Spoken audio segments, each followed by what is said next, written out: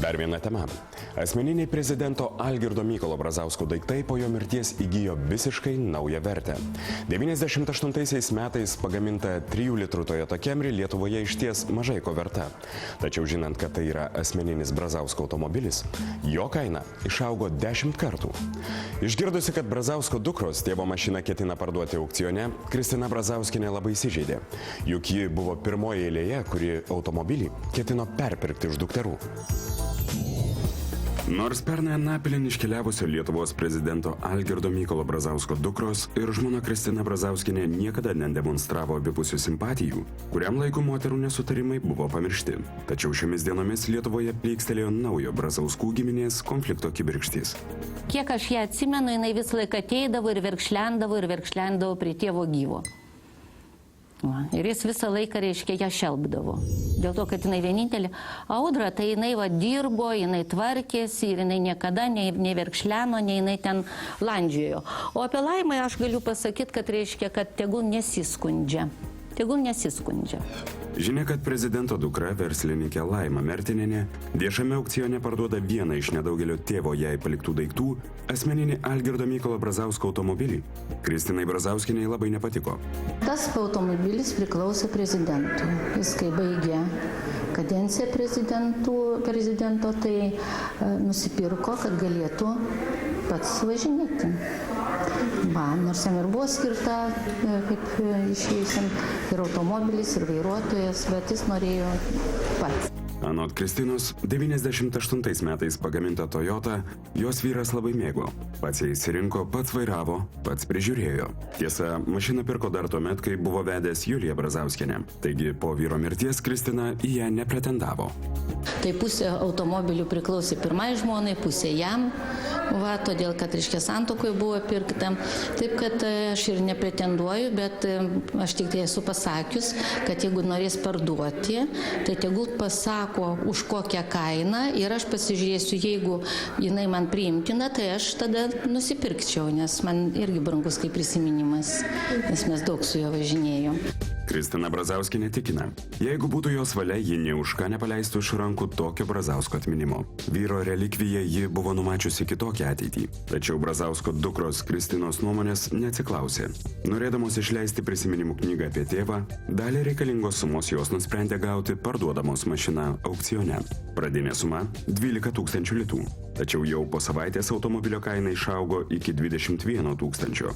Vadinasi, žmonės domisi, o nupirkti gali bet kas. Kristina neslepia. Ši naujiena ją tiesiog pribloškė. Ir į paviršių iškėlė iki šiol negirdėtas Brazausko palikimo dalybų detalės. Kur dingo Lietuvai pažadėta prezidento gintarų kolekcija? Ir kodėl Laima Mertinienė parduoda mašiną, jei dar visai neseniai viešai guodėsi, kad po tėvo mirties neturi jokio asmeninio jo daikto. Kokie daiktai?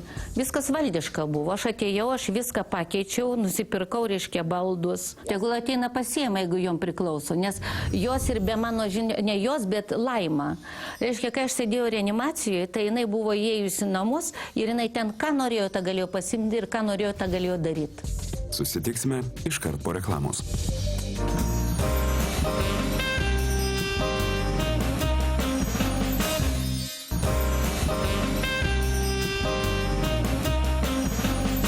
Sveiki sugrįžę.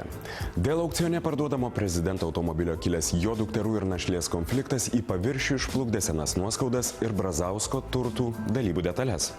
Tad kur dingo įspūdinga Brazausko gintarų kolekcija ir kokius gi mainus dabar pasiūlytų Kristina Brazauskienė Laimai Mertinienei?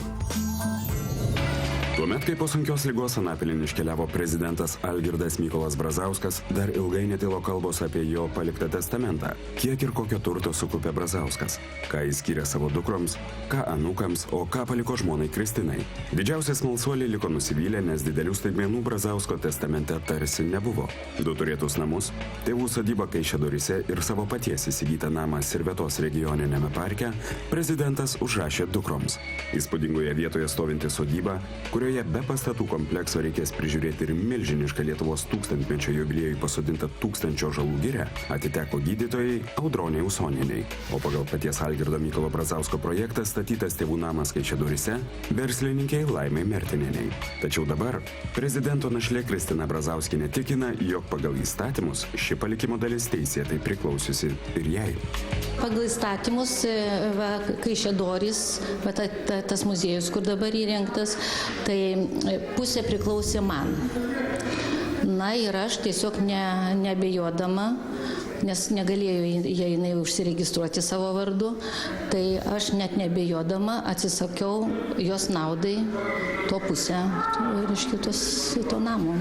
Kristina tikina, paties prezidento projektuoti ir statyti tėvų namai Kaišiadoryse verti daugiau nei 500 000 litų.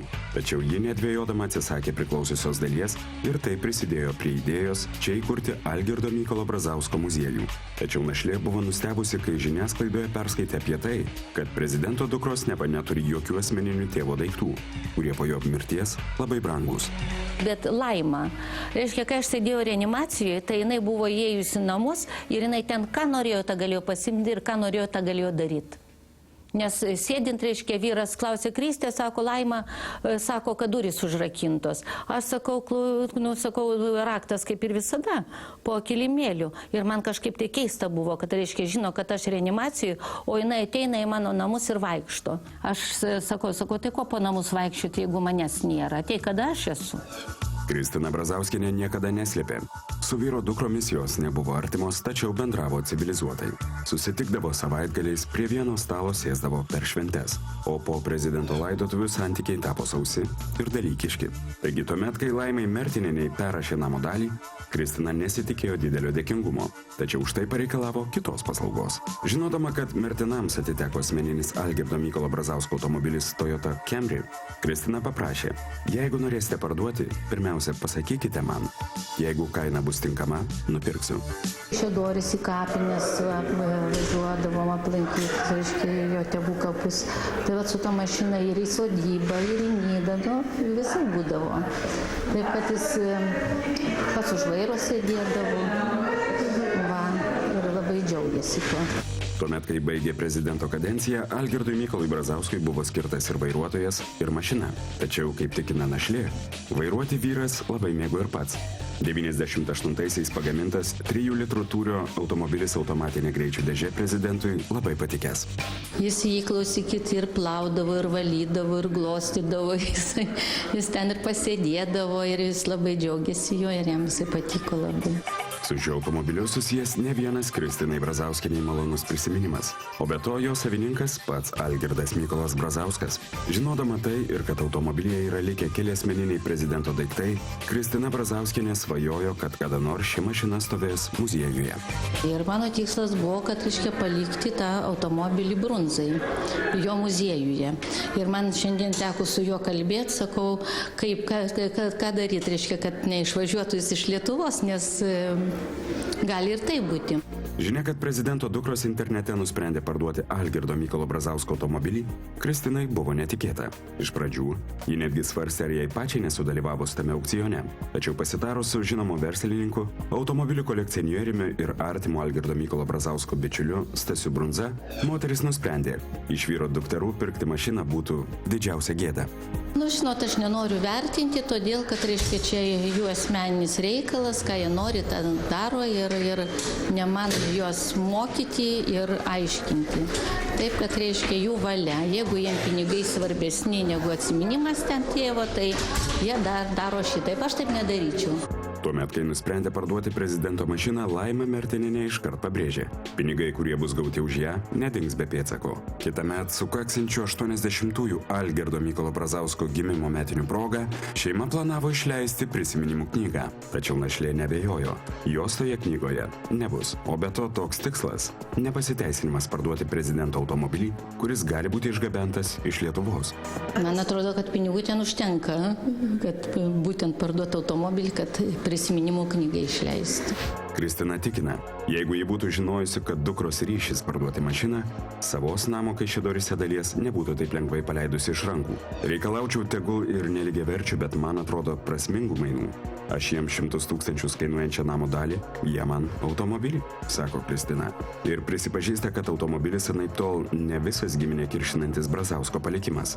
Praėjusią savaitę prezidento dukros našliai pažėrė priekaištų, neva Kristina buvo kategoriškai prieš anūkams užrašyti prezidento jachtą, kad kažkur paslaptingai dingo dalis Brazausko medžioklės trofėjų kolekcijos ir kad našlė kažkodėl delsė Lietuvai padovanoti įspūdingą prezidento gintarų kolekciją.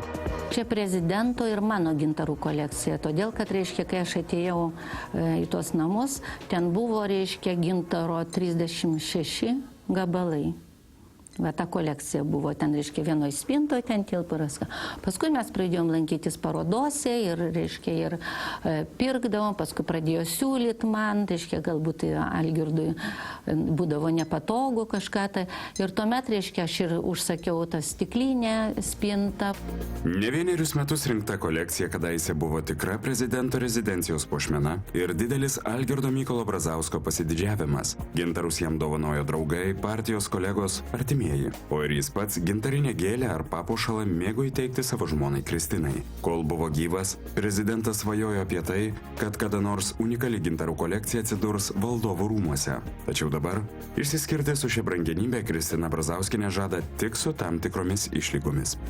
Tai yra mūsų bendra kolekcija, kuri bus kada nors atiduota valstybei, jeigu jinai gerbs Brazausko atminimą.